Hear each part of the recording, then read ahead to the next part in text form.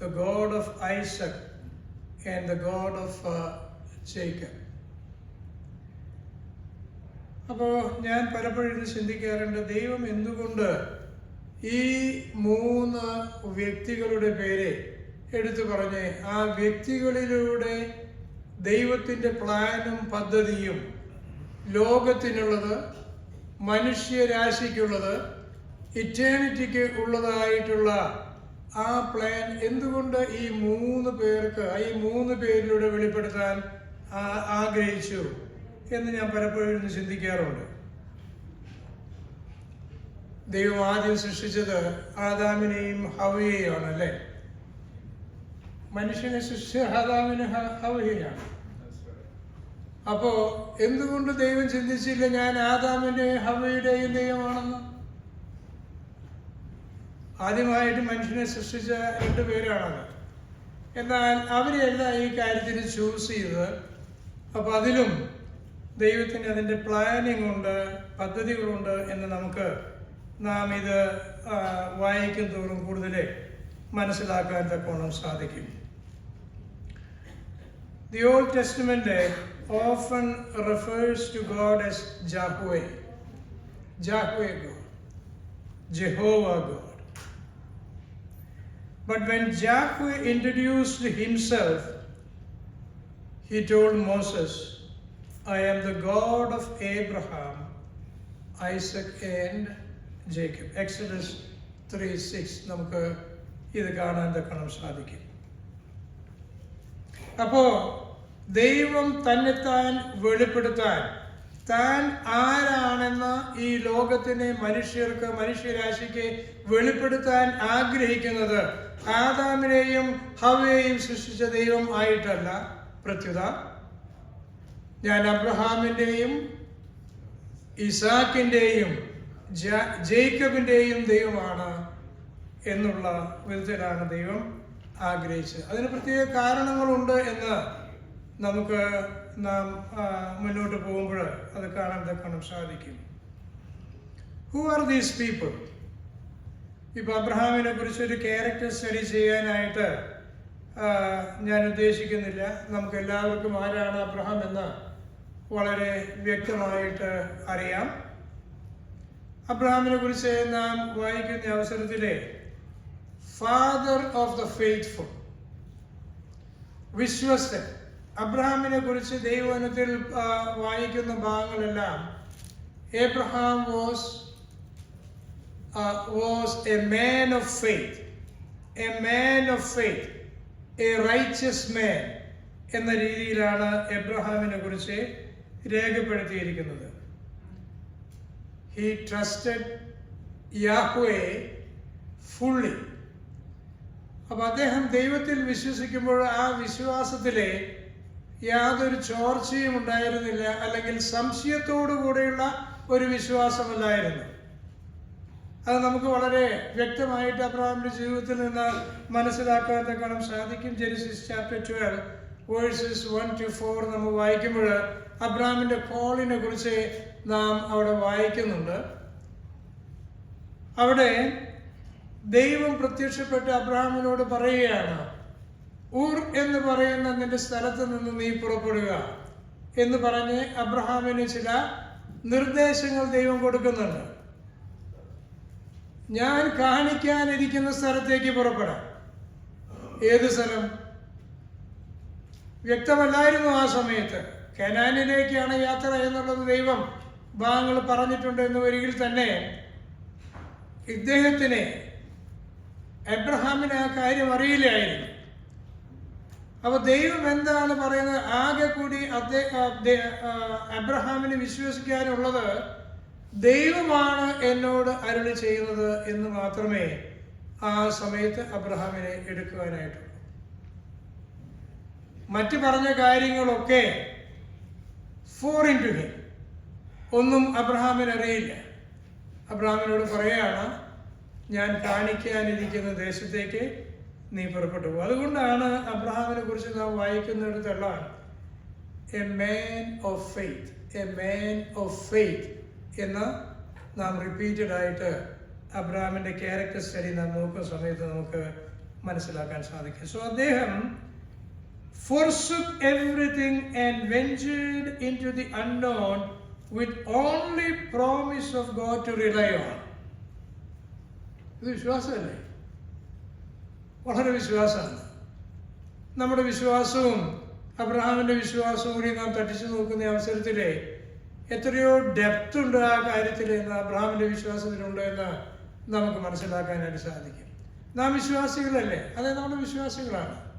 എന്നാൽ നമ്മുടെ വിശ്വാസം പലപ്പോഴും സംശയവുമായി മിക്സ്ഡ് ആയിട്ടുള്ള വിശ്വാസമാണ്. നമ്മുടെ വിശ്വാസം പലപ്പോഴും നമ്മുടെ ഇന്റലിജൻസും നമ്മുടെ റീസണിങ്ങും നമ്മുടെ ലോജിക്കുമായി മിക്സ്ഡ് ആയിട്ടുള്ള വിശ്വാസമാണ് നമ്മുടെ. എന്നാൽ അബ്രഹാമിനെ കുറിച്ച് നാം കാണുന്ന അവസരത്തില് അദ്ദേഹത്തിന് റീസണിങ് ഇല്ല, അദ്ദേഹം ലോജിക്ക് പറയുന്നില്ല, അദ്ദേഹം മറ്റൊന്നും ചിന്തിക്കുന്നില്ല. ആകെ കൂടി ദൈവത്തിന്റെ പ്രോമിസാണ്, ദൈവമാണ് എന്നോട് സംസാരിക്കുന്നത്. Only promise of God to rely on. അതും കേട്ട് ഊറിൽ നിന്ന് ഇറങ്ങി പുറപ്പെടുന്നതായിട്ടുള്ള ഒരു എബ്രഹാം. ഇനി അപ്പൊ നാം എബ്രഹാമിനെ കുറിച്ച് ക്യാരക്ടർ സ്റ്റഡി നാം വായിക്കുമ്പോൾ മനസ്സിലാക്കുമ്പോഴൊക്കെയും ഞാൻ പറഞ്ഞതുപോലെ ബൈബിളിൽ എപ്പോൾ റെഫറൻസ് വന്നാലും a man of faith, strong faith, reliable man, righteous man, ഈ ക്വാളിഫിക്കേഷൻസ് ആണ് എബ്രഹാമിനെ കുറിച്ച് നാം ദൈവവചനത്തിൽ വായിക്കുന്നത്. ഇനി ഐസക്കിലേക്ക് നമുക്ക് വരാം. ഐസക്ക് എബ്രഹാമിന്റെ പുത്രനാണ്. A simple man who trusted God's promises. Isaac was almost sacrificed by his father Abraham. Isaac revealed his depth of understanding and faith in God's master plan. Isaac known for obedience, patience, faith in God. He was a peacemaker. ഇത്തരം qualifications ആണ് ഐസക്കിനെ കുറിച്ച് നാം മനസ്സിലാക്കുന്നത്. ഐസക്ക് പക്ഷേ ഒരു അല്പം law key personality ആയിരുന്നു. എല്ലാറ്റിനും മുൻപിലേക്ക് പെട്ടെന്ന് വരുന്ന ആളല്ല അദ്ദേഹം, ഒരു ലോ കീ ആയിട്ടുള്ളായിരുന്നു. എന്നാൽ ഐസക്കിന്റെ ക്യാരക്ടർ സ്റ്റഡി നാം എടുക്കുന്ന അവസരത്തിൽ ഈ പറഞ്ഞ ക്യാരക്ടേഴ്സൊക്കെ വളരെ മുന്തി നിൽക്കുന്നുണ്ടായിരുന്നു അദ്ദേഹത്തിന്റെ ജീവിതത്തിൽ നിന്ന് നമുക്ക് മനസ്സിലാക്കാൻ തക്കവണ്ണം സാധിക്കും. ഇനി അടുത്ത ജനറേഷനിലേക്ക് നമുക്ക് കടക്കുകയാണ്. യാക്കോബിന്റെ ക്യാരക്ടർ സ്റ്റഡിയിലേക്ക് പോകുന്ന അവസരത്തിൽ എന്താ നാം കാണുന്നത്? അദ്ദേഹത്തെ കുറിച്ച് വളരെ മുന്തി നിൽക്കുന്ന ക്യാരക്ടറിസ്റ്റിക്സ് എന്താ യാക്കോബിനെ കുറിച്ച്? Cunning and deceitful ways toward his twin brother Esau. After losing to God in a wrestling match, Jacob received God's blessings and a new name, Israel. He became one of the founders of Israel. The nation was named after him, and the 12 tribes were named after Jacob's sons.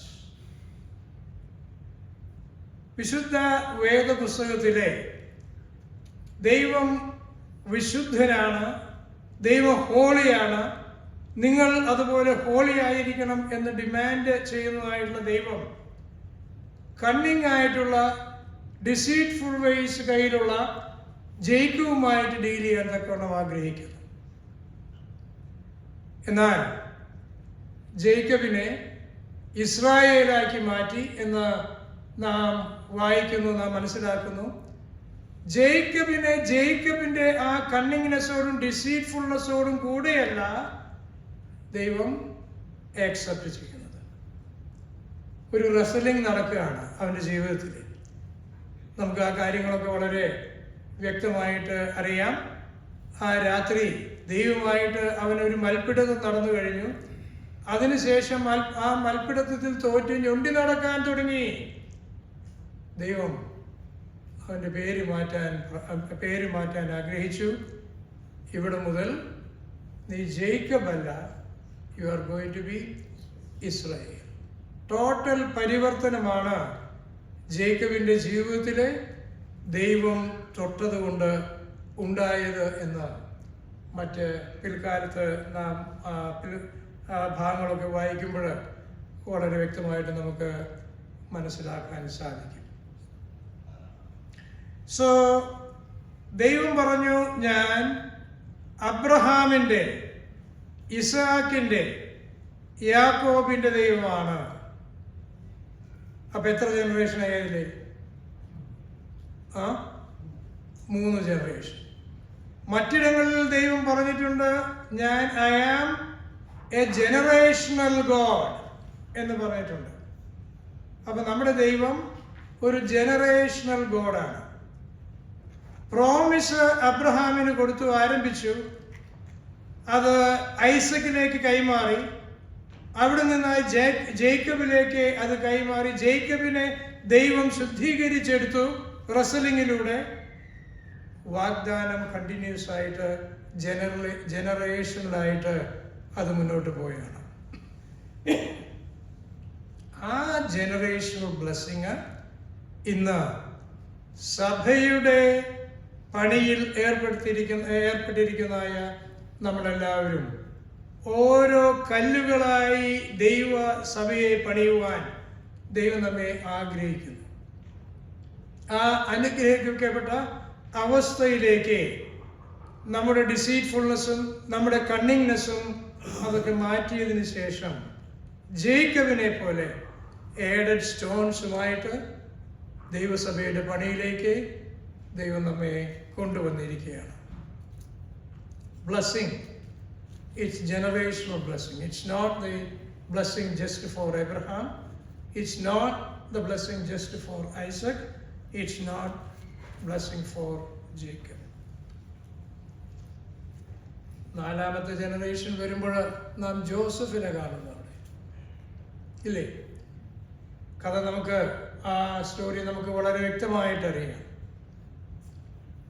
വളരെ നീതിമാനായ Joseph, സത്യസന്ധനായ Joseph, അപ്പനെ അനുസരിക്കുന്ന Joseph, അപ്പനെ ബഹുമാനിക്കുന്ന Joseph. എന്നാൽ സഹോദരന്മാരാൽ അവൻ പ്രയാസപ്പെട്ടു, വളരെ പ്രയാസത്തിലായി. എന്നാൽ ദൈവം ജോസഫിനെ കണ്ടു, ജോസഫിനെ ഉയർത്തി. ഈജിപ്തിലെ ഏറ്റവും വലിയ അഡ്മിനിസ്ട്രേറ്ററായി, ഫറോവയ്ക്ക് കീഴെയുള്ള അഡ്മിനിസ്ട്രേറ്ററായിട്ട് ജോസഫിനെ ദൈവം ഉയർത്തി.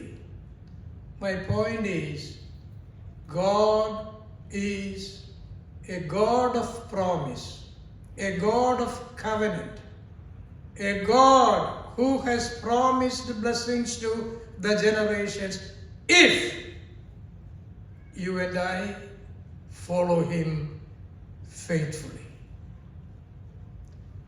പലപ്പോഴും നാം ഈ ഫെയ്ത്ത്ഫുള്ളി എന്നുള്ള നമ്മുടെ ഭാഗത്ത് നമ്മൾ മറക്കുന്ന ആളുകളാണ്. പക്ഷെ ദൈവം എപ്പോഴും ഈ കവനന്റുകളെ വെച്ച് സംസാരിക്കുമ്പോൾ ഇഫ് ക്ലോസ് ഏഡ് ചെയ്യുന്നതായിട്ടുള്ള ദൈവമാണ്. സത്യമായി എന്നെ വിളിച്ചപേക്ഷിക്കുന്ന ഏവർക്കും,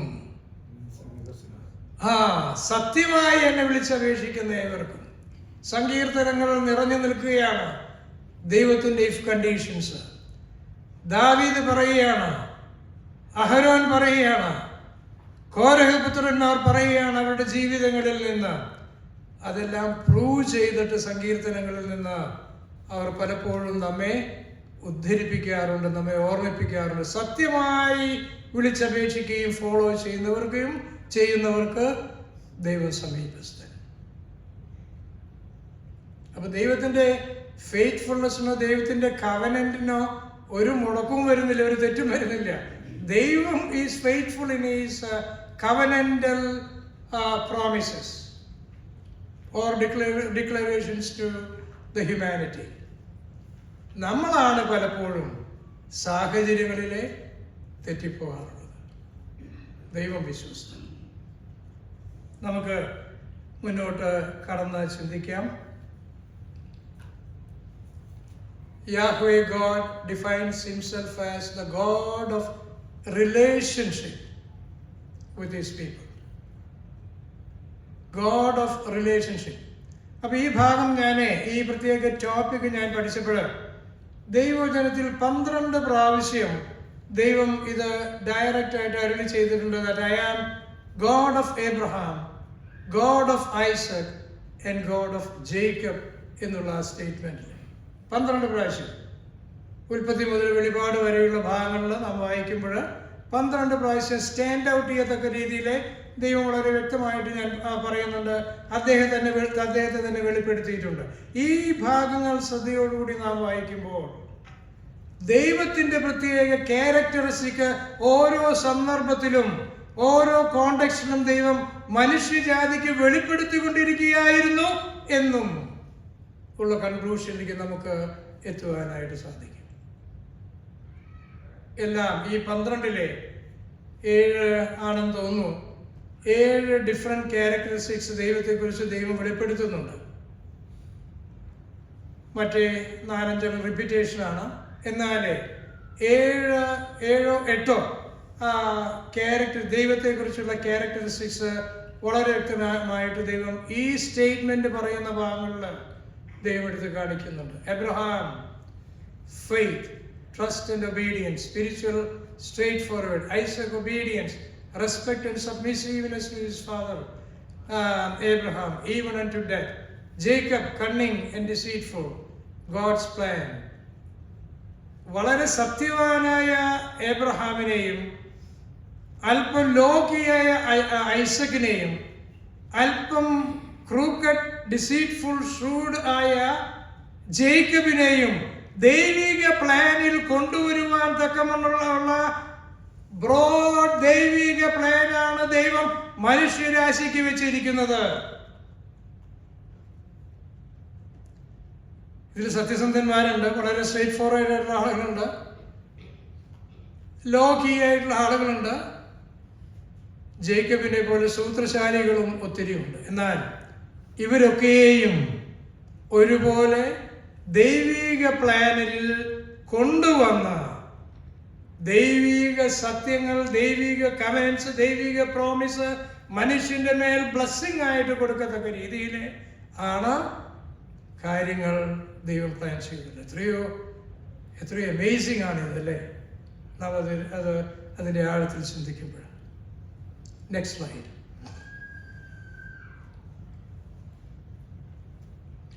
God is revealing himself to Moses from the burning bush. നമുക്ക് ആ ഭാഗം നല്ലോണം അറിയാം. ആ ഭാഗങ്ങളൊന്നും വായിക്കണമെന്നില്ല, ഞാൻ ടച്ച് ചെയ്ത് പോകുന്നേ ഉള്ളൂ. This is holy ground. Take your sandals off. Moses, അവിടെ വായിക്കുന്നത്, Moses hid his face for he was afraid to look upon the holy God. God said, I heard the cry of my people. Burning ബുഷിൽ നിന്ന് ഉയർന്നു വന്ന ശബ്ദം എന്തായിരുന്നു? മോശേ അടുക്കരുത്. ഇതെന്താ ഈ സ്ഥലം? വിശുദ്ധിയുള്ള സ്ഥലം.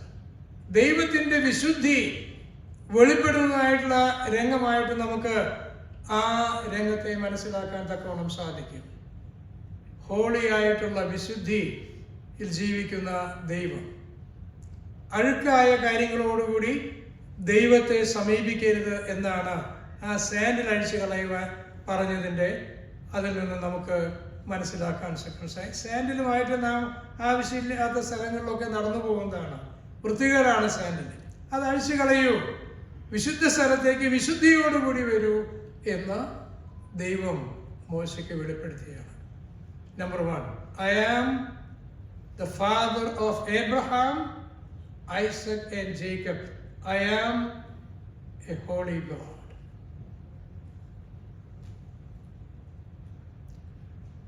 God said, I heard the cry of my people.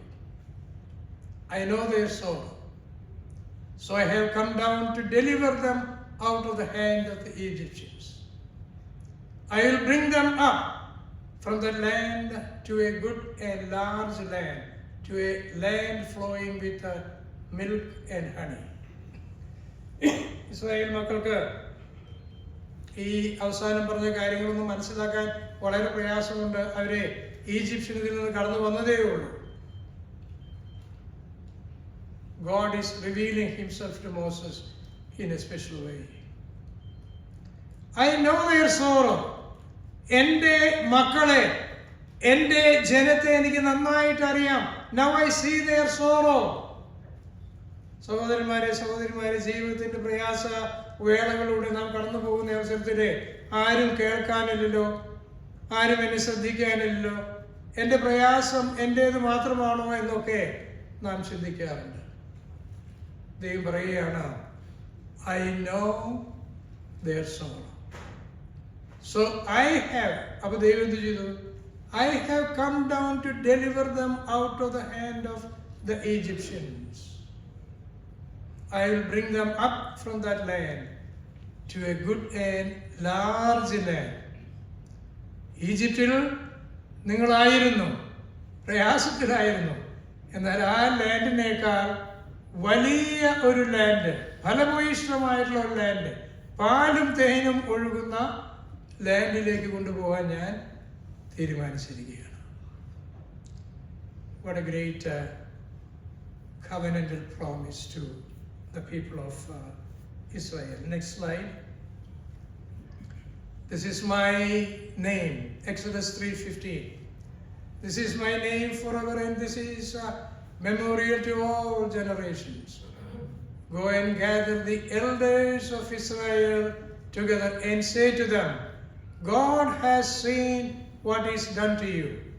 You shall say to the king of Egypt, the Lord of the Hebrews has met with us, and now please let us go that we sacrifice, worship the Lord our God. ഈജിപ്തിലെ രാജാവായിരുന്ന ഫെറോയ്ക്ക് അദ്ദേഹമാണ് ലോകത്തെ കീഴടക്കിയിരിക്കുന്നത് എന്നുള്ള ചിന്തയിലിരിക്കുന്നതായിട്ടുള്ള കാലഘട്ടമാണത്. ദൈവം പറയുകയാണ്, മോശേ, നീ ധൈര്യമായിട്ട് കടന്നു ചെല്ലും. ഫറോയോട് പറയൂ, ഞങ്ങളുടെ ദൈവം ഞങ്ങളോട് സംസാരിച്ചു, ഞങ്ങളെ വിടണം, ഞങ്ങൾ പോയി ദൈവത്തിന് സാക്രിഫൈസ് ചെയ്യണം, വർഷിപ്പ് ചെയ്യണം എന്ന് ധൈര്യമായിട്ട് പോയിട്ട് പറയാൻ പറയുന്നു. ഇവിടെ ഈ ഭാഗത്ത് ദൈവം കാണിക്കുന്നത് God reveals himself as zealous God. Pharaoh, ലോകം മുഴുവൻ ഫേറോയുടെ കീഴിലാണെന്നുള്ള ചിന്തയിലിരിക്കുന്ന കാലഘട്ടം, അദ്ദേഹമാണ് എല്ലാറ്റിൻ്റെയും സുപ്രീം അതോറിറ്റി എന്ന് ചിന്തിക്കുന്ന കാലഘട്ടത്താണ് ഈ കാര്യം നടക്കുന്നത്. ദൈവം പറയുകയാണ്, Pharaoh, you are not the God. God reveals himself as zealous God. ദൈവത്തിൻ്റെ സ്ഥാനം, ദൈവത്തിൻ്റെ പേര്, ദൈവം അർഹിക്കുന്നതായിട്ടുള്ള റെസ്പെക്റ്റ് മറ്റാരും എടുക്കുന്നത് ദൈവത്തിന് ഇഷ്ടമല്ല. വളരെ വ്യക്തമായിട്ട് നാം ദൈവത്തിൽ അത് പഠിക്കുന്നുണ്ട്. Asking worship, sacrifice from his people. വിശുദ്ധിയിലിരിക്കുന്ന ദൈവം വിശുദ്ധിയോടുകൂടി തൻ്റെ ജനം ദൈവത്തിന് സാക്രിഫൈസ് കൊണ്ടുവരണം, അല്ലെങ്കിൽ വർഷിപ്പ് ചെയ്യണമെന്ന് ദൈവം നമ്മളെക്കുറിച്ച് ആഗ്രഹിക്കുന്നു. ഈ ഭാഗത്ത് I am the father of Abraham, Isaac and Jacob എന്ന് പറയുമ്പോൾ ഈ ഭാഗത്ത് നാം കാണുന്ന ഒരു സെലസ് ഗോഡിനെയാണ്. വർഷിപ്പ് തൻ്റെ ജനത്തിൽ നിന്ന് ആഗ്രഹിക്കുന്ന ഒരു ദൈവത്തെ നാം ഇവിടെ കാണും.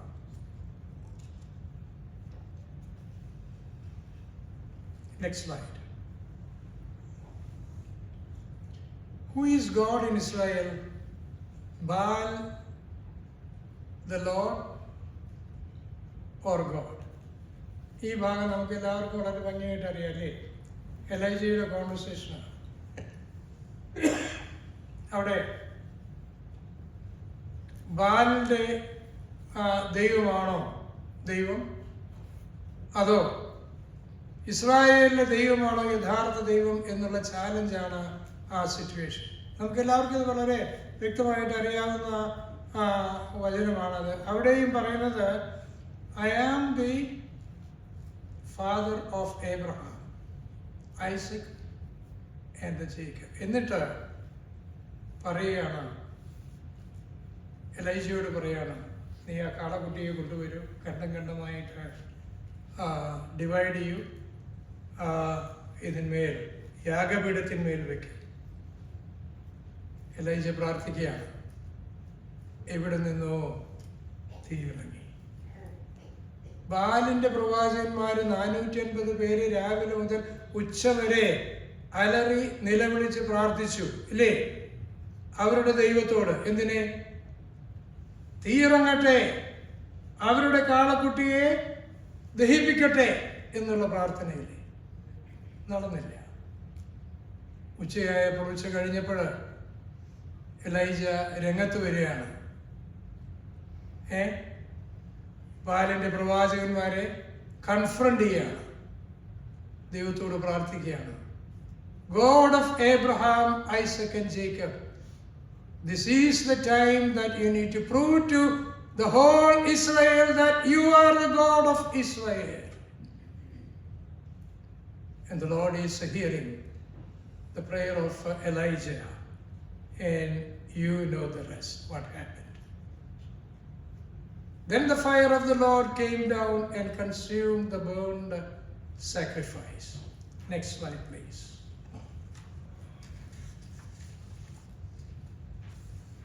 അടുത്തത് മറ്റൊരു പ്രാർത്ഥനയാണ്.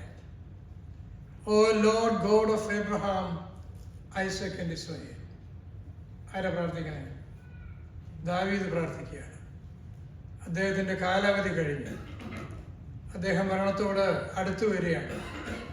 അദ്ദേഹത്തിന് ഉള്ളിൽ ബോധ്യമായി, ദൈവാലയത്തിൻ്റെ പണി ഞാൻ ആരംഭിച്ചു എന്ന് വരികിൽ തന്നെ ദൈവാലയത്തിൻ്റെ പണി പൂർത്തീകരിക്കുവാൻ ദൈവം എന്നെ കൊണ്ട് ആഗ്രഹിക്കുന്നില്ല. ആകയാൽ വളരെ ബുദ്ധിമാനായിട്ട്, വളരെ ആത്മപ്രേരണയാലെ ദാവീദ് മുന്നോട്ട് വന്ന് തൻ്റെ മകനെ അഭിഷേകം ചെയ്യുന്നതാണ് രംഗം. നമുക്കെല്ലാവർക്കും ഈ ഭാഗങ്ങളൊക്കെ വളരെ ഭംഗിയായിട്ട് അറിയാം.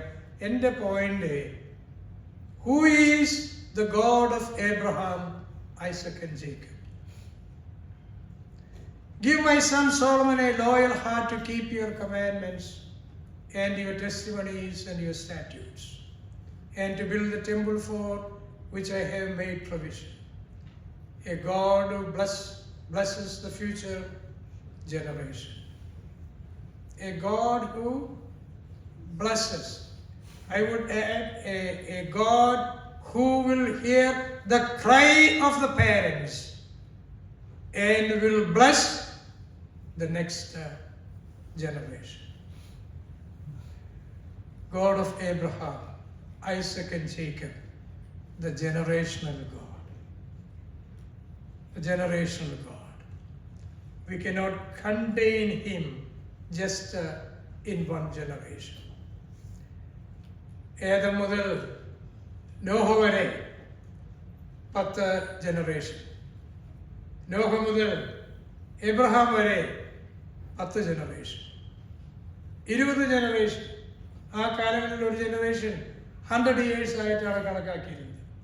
2000 വർഷങ്ങൾ കഴിഞ്ഞപ്പോൾ ദൈവം തീരുമാനമെടുത്തു. ദൈവം പറയുകയാണ്, I would like to be known as the father of Abraham, father of Isaac and father of Jacob. And he is rolling out his plans, eternal plan, the people of Israel and rest of the humanity. അബ്രഹാമിലൂടെ, ഇസാക്കിലൂടെ, യാക്കോബിലൂടെ, ദാവീദിലൂടെ, കർത്താവായ യേശു ക്രിസ്തുവിലൂടെ ആ blessing വ്യാപരിച്ചു കിടക്കുകയാണ് നിത്യത വരെ. How wonderful it is. I am not just the father of Adam and Eve, but I am the father of Abraham, Isaac and Jacob. ഒരു example കൂടി പറഞ്ഞ് ഞാൻ അവസാനിപ്പിക്കാൻ പോവുകയാണ്. King Hezekiah keeps the Passover. Come all Israel, let us keep the Passover to the Lord God of Israel at Jerusalem. അവരെ അടിമത്തത്തിലായിരുന്നു, സ്ട്രെസ്സിലായിരുന്നു, അല്ലേ? since they had not done it for a long time in the prescribed manner. ആ വാക്കുകളൊക്കെ വളരെ important ആണ്. In the prescribed manner. And there is a certain way to do it. ദൈവിക കാര്യങ്ങൾ ചെയ്യുന്നതിനെ there is a prescribed manner. നമുക്ക് ഇഷ്ടം പോലെ ഈ കാര്യങ്ങൾ ചെയ്യാനായിട്ട് പറ്റില്ല. There is a prescribed manner to do the things of the Lord, the things in the church. It is ordained and given to us to do in that prescribed way. Command of King of Hezekiah. What was his command? Children of Israel, return to the Lord God of Abraham, Isaac and Israel. ഇവിടെ ആ wording മാറിയതായിട്ട് not ചെയ്തു. ഇപ്പൊ Jacob എന്നല്ല പറയുന്നത്, ഇപ്പൊ എന്താ? Israel.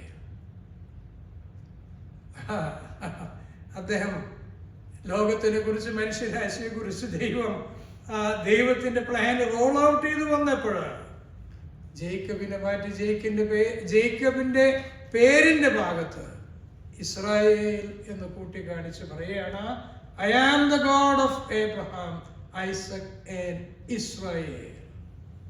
ഇസ്രായേലിനെ importance കൊടുത്തുകൊണ്ട് ദൈവം രംഗപ്രവേശം ചെയ്യുകയാണ്. ദൈവത്തിന്റെ സത്യങ്ങളെ റോൾ ഔട്ട് ചെയ്യുന്നത് നിങ്ങളൊന്ന് ചിന്തിച്ചു നോക്കുക.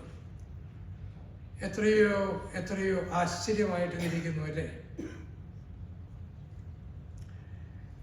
Then he will return to the remnant of you who have escaped from the hand of the kings of Assyria. Assyrian രാജാവിന്റെ കീഴിലെ കഷ്ടത അല്ലെങ്കിൽ പ്രയാസം അനുഭവിച്ചു കൊണ്ടിരിക്കുകയായിരുന്നു. ആ കാലത്ത് പാസ്ഓവർ ഒന്നും അതിനെക്കുറിച്ച് ചിന്തിക്കാൻ പോലും ഇവർക്ക് അവസരം കിട്ടിയിരുന്നില്ല. ജെറുസലേമിലേക്ക് പറഞ്ഞു വന്നപ്പോൾ പറയുകയാണ്, let us do the Passover feast again. God's promise is return to me and I will return to you. ഇവിടെ മറ്റൊരു ദൈവത്തെ നാം കാണുകയാണ്. എന്താ? God's promise is you return to me, then I will return to you. നമ്മൾ പലപ്പോഴും നമ്മുടെ ഫ്രണ്ട്സുമായിട്ട് അല്ലെങ്കിൽ ക്രിസ്ത്യാനികളല്ലാത്ത അല്ലെങ്കിൽ വിശ്വാസികളല്ലാത്ത അല്ലെങ്കിൽ ദൈവജനത്തിൻ്റെ സത്ത് മനസ്സിലാക്കാത്ത ആളുകളുമായിട്ട് സംസാരിക്കുമ്പോഴൊക്കെ ഞങ്ങൾ എത്രയോ പ്രാർത്ഥിച്ചു, ദൈവം കേൾക്കുന്നില്ല എന്ന് കേട്ടിട്ടുണ്ടോ നിങ്ങൾ? ഒരുപാട് ഞാൻ കേട്ടിട്ടുണ്ട്. ദൈവം അങ്ങനെ നമുക്കിഷ്ടമുള്ള മാർഗത്തിലൂടെയൊക്കെ നടന്ന് ഇഷ്ടമുള്ളതൊക്കെ ചെയ്ത് കഴിഞ്ഞിട്ട് ദൈവം പ്രാർത്ഥിക്കുമ്പോൾ എൻ്റെ പ്രാർത്ഥന കേൾക്കണം എന്നൊക്കെ നാം പറയുന്നത്, നമ്മളും പറയുന്നില്ല. അല്പമര്യാദയൊക്കെ വേണ്ടേ? അല്പമര്യാദ വേണം, നമ്മൾ പറയുന്നില്ല. ദൈവത്തിന് ചില പ്രിസ്ക്രൈബ്ഡ് ഫോമുണ്ട്, പ്രിസ്ക്രൈബ്ഡ് വേസ്.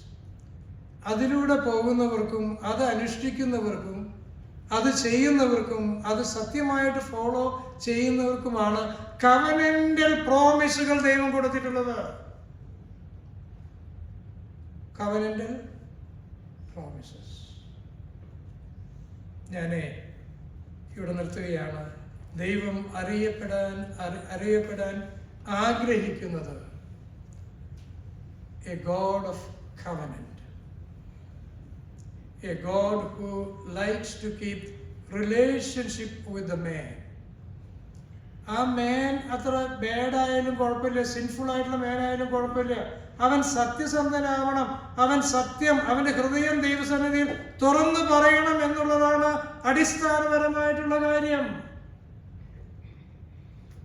ദൈവം സൃഷ്ടിച്ചവരെല്ലാവരും വിശുദ്ധന്മാരും ഒന്നുമല്ല, അവർക്കും കളങ്കമുണ്ടായിരുന്നു.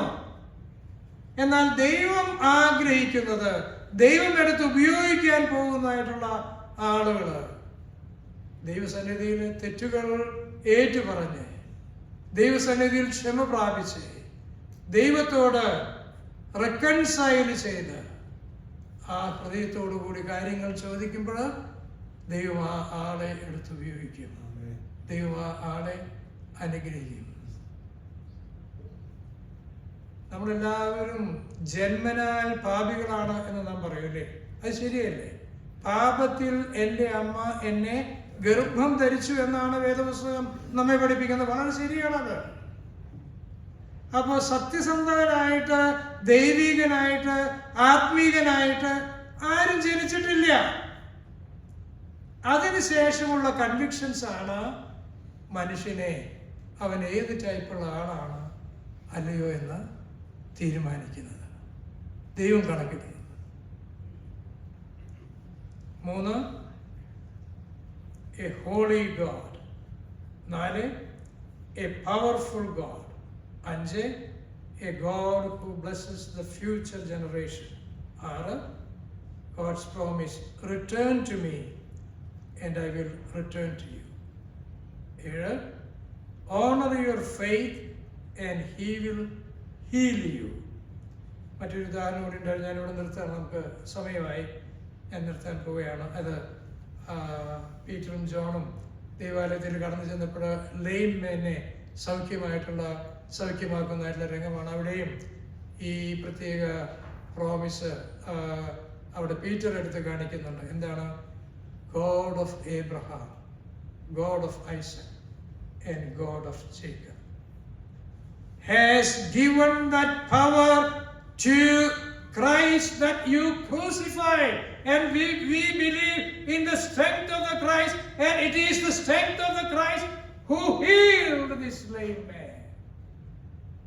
They did not take any എന്തെങ്കിലും പ്രശംസ അവരെടുത്തില്ല. കർത്താവിന് ആ പ്രശംസ കൊടുത്തിട്ടാണ് അവിടെ ദൈവാലയത്തിൻ്റെ അടുത്ത് കിടന്ന ആ ലെയിൻമേനെ പീറ്ററും ജോണും സൗഖ്യമാക്കുന്നത്. Honour your faith and he will heal you. നമ്മുടെ ഫെയ്ത്തിനെയും നാം അപഗ്രഥിക്കുകയും അത് എത്ര കണ്ടുണ്ട് എന്ന് നാം, വേറൊരു വചനമുണ്ട് കേട്ടോ, ഓർക്കുന്നുണ്ട്, നിങ്ങൾ വിശ്വാസത്തിലിരിക്കുന്നു എന്ന് ശോധന ചെയ്യാൻ പറയുന്നുണ്ട്. നമ്മൾ വിശ്വാസികളായിരുന്നു, നമ്മൾ രക്ഷിക്കപ്പെട്ടിട്ടുണ്ട്, നമ്മൾ വിശ്വാസ ജീവിതം നയിച്ചിട്ടുണ്ട്, അതൊക്കെ ശരി. എന്നാൽ നീ വിശ്വാസത്തിലിരിക്കുന്നുവോ? ഇന്നത്തെ ചോദ്യം. നമ്മൾ ഓരോരുത്തരും ഉത്തരം പറയേണ്ടതായിട്ടുള്ള ചോദ്യങ്ങളാണ് ഇതൊക്കെ. ആ രീതിയിൽ നമ്മുടെ വിശ്വാസം വർദ്ധിച്ചു വരുവാൻ തക്കവണ്ണം ദൈവം നമ്മെ സഹായിക്കട്ടെ. 8ാമത്, He is our God, who through Abraham, Isaac and Jacob formed the nation of Israel as his people, through David, through Jesus, plus the whole humanity. ആ ദൈവം നമ്മളോട് പറയുകയാണ്, ഇന്ന് നാം ഓർക്കേണ്ട കാര്യം, whatever state we are in today, that doesn't matter. Whatever state we are in today, God's call today to us is, return to me and I will return to you. ദൈവം നമ്മെ അതിനായിട്ട് സഹായിക്കട്ടെ. His name be glorified.